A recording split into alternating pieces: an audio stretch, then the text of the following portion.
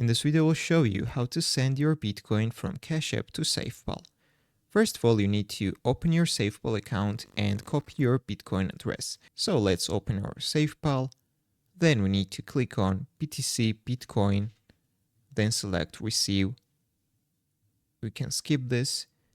And we need to copy the wallet address. After we will copy our Bitcoin address from SafePal, we can go to our Cash App account. Then you need to click the bank icon in the bottom left corner, scroll down until you will see Bitcoin, and click on the Bitcoin.